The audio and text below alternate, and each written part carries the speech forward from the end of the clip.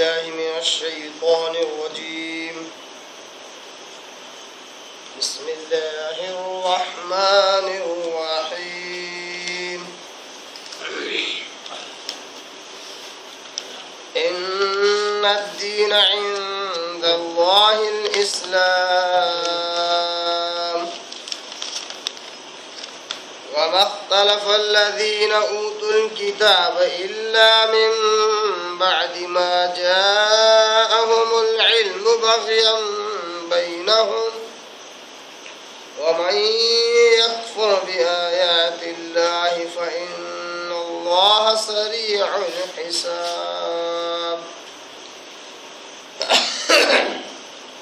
صدق الله العظيم. نحمده ونصلي على رسوله الكريم. اما بعد. تمام قسم کی حمد و ثنا، تعریف، کبریائی اور بڑائی اسی اللہ وحدہ لا شریک کے لیے لائق اور زیبا ہے، جو ساری کائنات کا خالق، مالک، میرا اور آپ کا مربی ہے. اسے اللہ کے لیے ساری تعریفیں ہیں جو غفور ہے، غفار ہے، کریم ہے، ستار ہے. بعد اس کے آپ کے میرے آقا دو جہاں کے سردار الانبیاء پر اور 100 کروڑ انگنت بے شمار درود و سلام ہو. صلی اللہ علی محمد و آلہ وسلم. قابل احترام بزرگوں، عزیز دوستوں، نوجوان ساتھیوں اور میری پردہ نشین ماں اور بہنوں،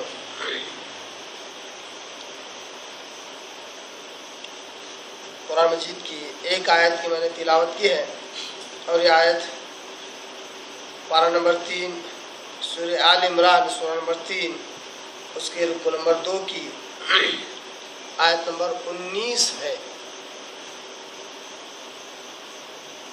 اس آیت میں اللہ تعالیٰ کہتا ہے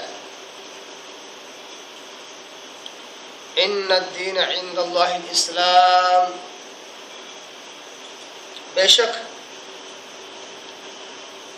ان الدین، بے شک دین، عند اللہ، اللہ کے پاس، قابل قبول، الاسلام، وہ ہے اسلام. بے شک اللہ کے پاس جو دین قابل قبول ہے وہ صرف اور صرف اسلام ہے. وَمَا اخْتَلَفَ الَّذِينَ أُوتُوا الْكِتَابَ إِلَّا مِن بَعْدِ مَا جَاءَهُمُ الْعِلْمُ بَغْيًا بَيْنَهُمْ وَمَا اخْتَلَفَ الَّذِينَ، اور اختلاف نہیں کیا ان لوگوں نے جنہیں کتاب دی گئی تھی، جو کتاب والے ہیں، الا، سوائے اس کے کہ من بعد ما جاءهم العلم، ان کے پاس علم آ گیا. اختلاف کب کیا انہوں نے؟ علم آنے کے بعد اختلاف کیا جن کو کتاب دی گئی تھی، اہل کتاب یعنی یہودی اور نصرانی. بغیم بینہم، وجہ کیا ہے ان کے اختلاف کرنے کی؟ بغیم بینہم، آپس میں ایک دوسرے سے بغض، عناد اور دشمنی رکھنے کی وجہ سے، اس وجہ سے انہوں نے اختلاف کیا. وَمَن يَكْفُرْ بِآيَاتِ اللَّهِ، جو کوئی کفر اختیار کرے اللہ کی آیتوں سے، فَإِنَّ اللَّهَ سَرِيعُ الْحِسَابِ، بے شک اللہ تبارک تعالیٰ بہت جلد حساب لینے والا ہے. یہ تھا اس آیت کا لفظی ترجمہ. آج انشاءاللہ العزیز ہم اس آیت کے پہلے ٹکڑے کو سمجھنے کی کوشش کریں گے. ان الدین عند اللہ الاسلام، بے شک اللہ کی نگاہ میں قابل قبول جو دین ہے وہ صرف اور صرف اسلام ہے.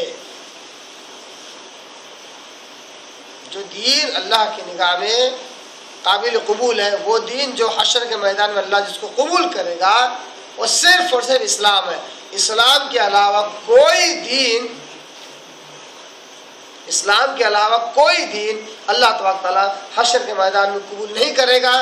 اسلام کے علاوہ کوئی دوسرا دین لے کر اگر کوئی اللہ کے پاس پہنچے گا تو اس کا ٹھکانہ جہنم حتمی ہے، یقینی ہے. اللہ کے پاس جو دین قابل قبول ہے وہ صرف اور صرف اسلام ہے۔ اب سب سے بڑا سوال یہ کھڑا ہوتا ہے کہ اسلام کہتے کس کو ہے؟ کیا یہ اتنا ہی سمپل اور چھوٹا ہے جس طرح اس کا یہ نام نظر آ رہا ہے؟ اسلام مطلب پوری دنیا کو پتا ہے کہ یہ مسلمانوں کا دھرم ہے۔ اسلام کہتے ہیں کہ کیا ہے یہ؟ مسلمانوں کے دھرم کا نام، مسلمانوں کے دین کا نام اسلام ہے۔ کیا اتنا سمپل ہے؟ نہیں۔ اسلام صرف یہ نہیں ہے کہ اللہ کو مانا جائے اور نیک اعمال کیے جائے۔ آپ اس آیت میں غور کر سکتے ہیں کہ اللہ تبارک تعالیٰ نے کہا کہ صرف اسلام ہی قابل قبول ہے، اور فوراً اس کے بعد اہل کتاب کا تذکرہ کیا۔ اہل کتاب کا اور ان کے اختلاف کرنے کا اللہ تبارک تعالیٰ نے ذکر کیا، کیونکہ اہل کتاب کے پاس جو دین تھا وہ بھی اسلامی تھا۔ یہودیوں کے پاس، عیسائیوں کے پاس ابتداءً جو دین ان کے پاس تھا وہ بھی اسلامی تھا۔ اتنا ہی نہیں، آدم علیہ السلام اس زمین پر انہوں نے اپنا پہلا قدم رکھا، وہ جو دین لے کر آئے تھے وہ دین اسلام تھا۔ وہ جو دین لے کر آئے تھے وہ دین اسلام تھا۔ ہر زمانے میں دین اسلام جس کو کہتے تھے وہ ایک ہے، اللہ کی بات، یعنی کہ اللہ تبارک تعالیٰ جو بھی آسمانی کتابیں نازل کرتا وہ اللہ کی بات ہوتی، اور اس وقت کے نبی جو بھی ہوتے ان کے فرمودات، ان کے احکامات، ان کی تابعداری، ان کی اطاعت اور فرمانبرداری اختیار کرنے کو اسلام کہتے ہیں۔